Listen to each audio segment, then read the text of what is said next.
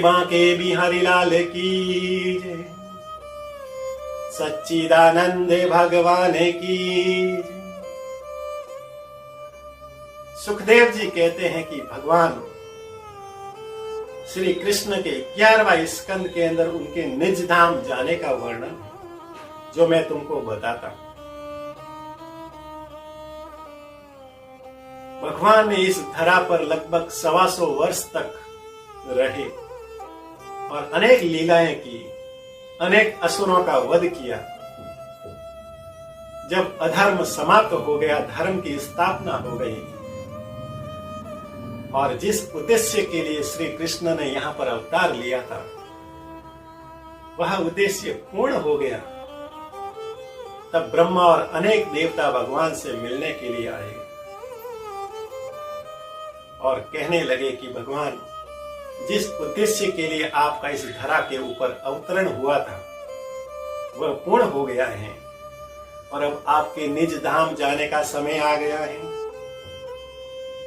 कृष्ण ने कहा कि मैं जानता हूं, लेकिन मेरा जो परिवार है वो अभी तक अस्तित्व में है।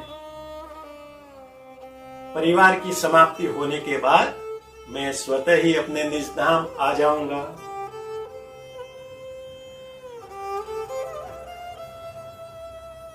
सुखदेव जी कहते हैं कि अब भगवान के इस वंश का समाप्त करने के लिए भी तो कोई लीला होनी चाहिए।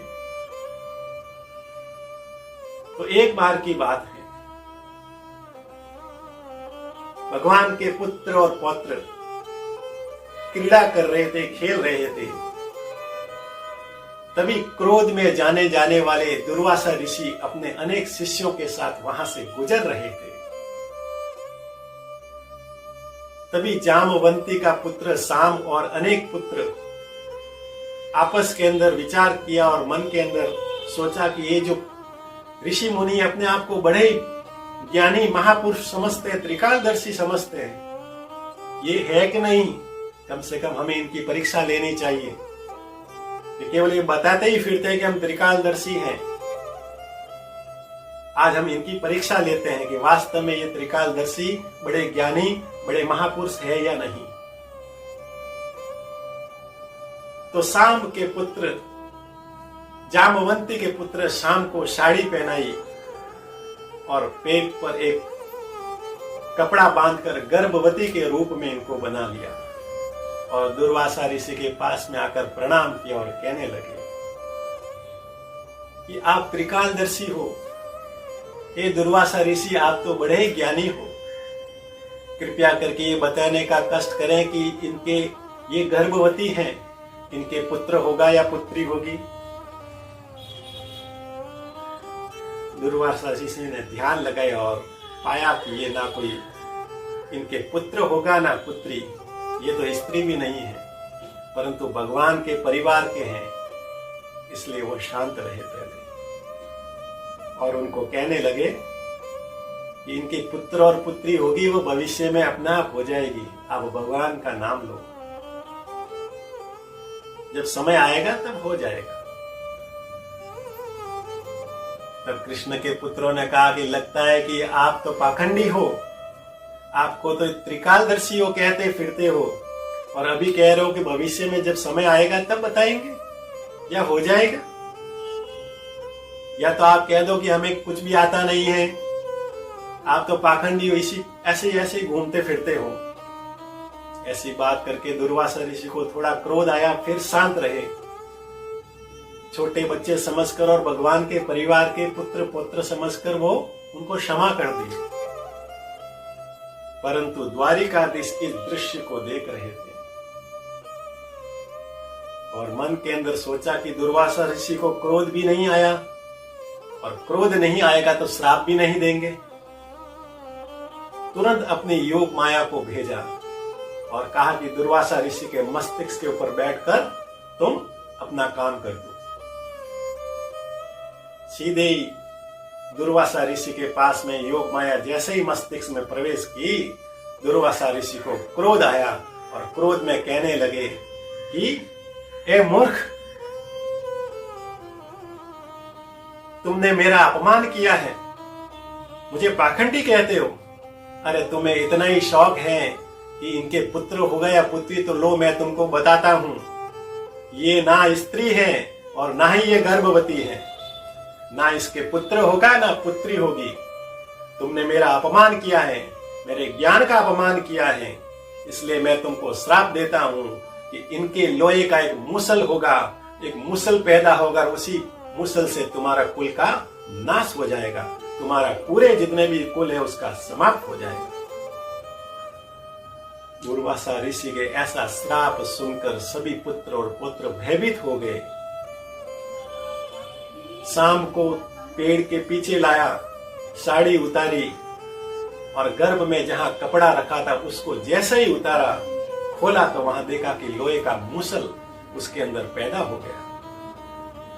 अब लोहे का मूसल देखकर तो वो सब भयभीत हो गए, डर गए और सीधे ही अपने नाना उग्रसेन जी के पास में गए। उनको पूरी की पूरी कहानी बताई तो उग्रसेन जी ने कहा कि तुम कृष्ण को ये मत बताना, नहीं तो वो ब्राह्मण के अपमान के लिए तुमको मृत्यु दंड दे देंगे। तुरंत उग्रसेन जी के आदेश पर उस मूसल को पीस कर घिस घिस कर चूर्ण बना लिया और प्रभा क्षेत्र के अंदर, समुद्र के अंदर फेंक दिया। लेकिन कुछ उसके चूर्ण के जो हिस्से थे, जो नदी उस समुद्र के किनारे पर आ गए, उससे एरका नाम की घास पैदा हुई। जब मुसल को घिस रहे थे, पिच रहे थे, तो कुछ लोहे के टुकड़े वो रह गए। जब उनको समुद्र में फेंका तो मछली ने निगल लिया। मछुआरे ने उसको पकड़कर मछली को जब बाहर निकाला और उसको काटा तो उसके अंदर लोहे का मुसल निकला। मुसल का जो छोटा छोटे टुकड़े निकले वो पहेलिया नाम के जो तीर चलाने वाले उसको दे दिया।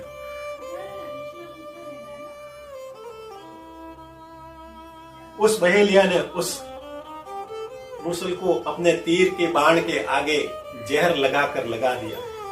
उसका काम ही यही था कि कहीं वो शिकार देखे तो शिकार के ऊपर बाण चलाए और उस जहर से वो शिकार तुरंत मर जाए।